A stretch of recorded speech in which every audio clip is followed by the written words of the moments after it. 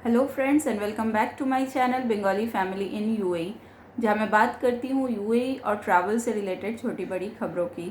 तो दोस्तों, आज की इस वीडियो में बात करेंगे, अगर आप अभी यूएई में हैं यानी कि दुबई, शारजा या अबू धाबी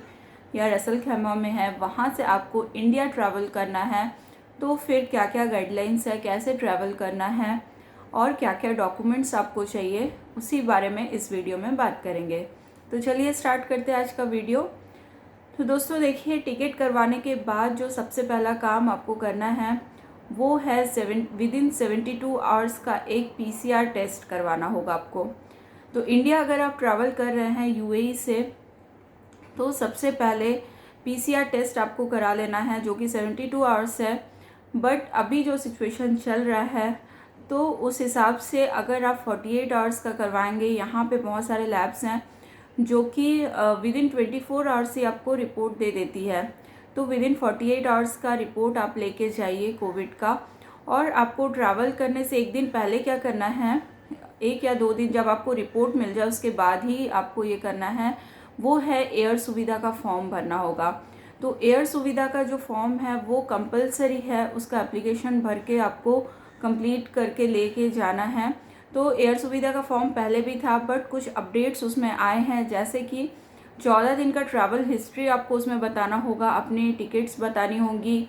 और आपको जो पीसीआर टेस्ट रिपोर्ट मिला है उसका स्कैन करके उसमें अपलोड कर देना है।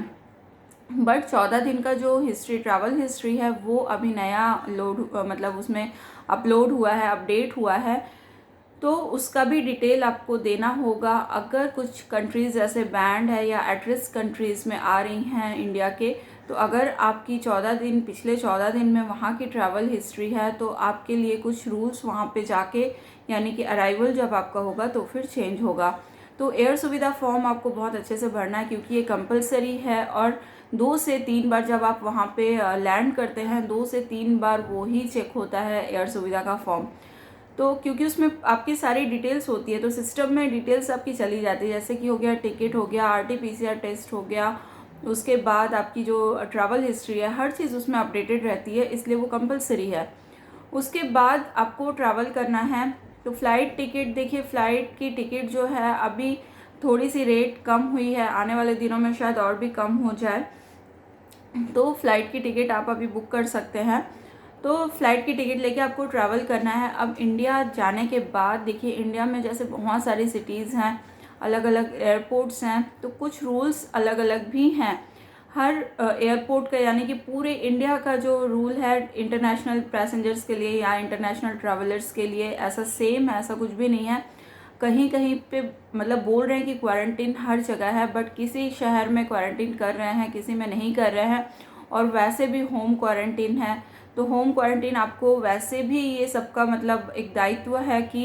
हम जब इंटरनेशनल ट्रैवल करके जा रहे हैं तो हम अपने आप को होम आइसोलेशन में रखें, आइसोलेटेड रखें सबसे, तो ये हमारा खुद का दायित्व है। तो आप होम आइसोलेटेड रहिए। अगर आप एट रिस्क कंट्रीज़ में जाते हैं, इंडिया की 9-10 कंट्रीज़ हैं जो एट रिस्क कंट्री हैं, वहाँ से अगर आप ट्रैवल कर रहे हैं या आपकी ट्रैवल हिस्ट्री है, तो वहाँ पे ऑन अराइवल आपको मे बी ऑफिशियल जो क्वारंटीन होता है वो रहना पड़े। तो देखिए ये रहा। और ऑन अराइवल एक और आरटीपीसीआर टेस्ट आपका होगा, तो उसमें भी कुछ कन्फ्यूजन है कि पहले से, अभी कुछ दिन पहले एक अपडेट आया था कि आरटीपीसीआर जो अराइवल में होगा, ऑन अराइवल होगा, तो वो उसका बुकिंग पहले से करना है। तो देखिए कुछ एयरपोर्ट्स में जैसे दिल्ली हो गया, मुंबई हो गया, तो इन एयरपोर्ट में अगर आप जा रहे हैं तो मे बी आपको पहले से उसकी बुकिंग करके, आरटीपीसीआर की बुकिंग करके उसके बाद ही आपको जाना होगा, क्योंकि वहाँ पे बहुत ज़्यादा रश हो रहा है। तो रश को अवॉइड करने के लिए वो लोग ऑनलाइन बुकिंग का सिस्टम चालू किए हैं। बट अगर आप दूसरे एयरपोर्ट में, जैसे कोलकाता का अपडेट है, कोलकाता में जो हिंद लैब है वो मतलब खुद ही, मतलब उनका कोई ऑनलाइन कुछ नहीं है, तो आप वहाँ पे जाके पे कीजिए, सैंपल दीजिए, आपका रिपोर्ट आ जाएगा। उसके बाद कई जगह पे ऐसे कि अगर आपको 6 घंटे बाद रिपोर्ट चाहिए तो कम पैसा लग रहा है, अगर विद इन 1 आवर आपको रिपोर्ट चाहिए तो आपको ज़्यादा पैसा देना पड़ेगा। ऐसा भी बहुत सारे एयरपोर्ट में हो रहा है। तो आप जिस भी एयरपोर्ट में ट्रैवल कर रहे हैं वहाँ के गाइडलाइंस को बहुत अच्छे से पढ़ लीजिए कि जैसे हैदराबाद जा रहे हैं तो हैदराबाद की क्या गाइडलाइंस है, आपको होम क्वारंटीन रहना पड़ेगा, जो ऑन अराइवल RT-PCR टेस्ट हो रहा है उसकी क्या प्री बुकिंग है कि वहाँ जाके ही करना होगा, ऐसे क्या ऑन अराइवल, क्योंकि इंडिया में कई सारे इतने सिटीज़ हैं वहाँ पे आप लैंड कर सकते, जहाँ भी लैंड कर रहे हैं, तो हर एक का डिटेल बताना पॉसिबल नहीं है वीडियो के थ्रू,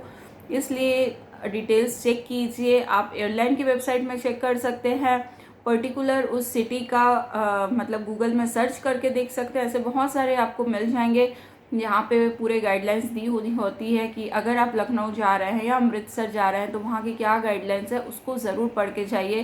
क्योंकि उस हिसाब से आपको आगे की तैयारी करनी होती है कि वहाँ लैंड करने के बाद हमको कहाँ जाना है, क्या करना है, RT-PCR के लिए आपको पैसे रखने होते हैं,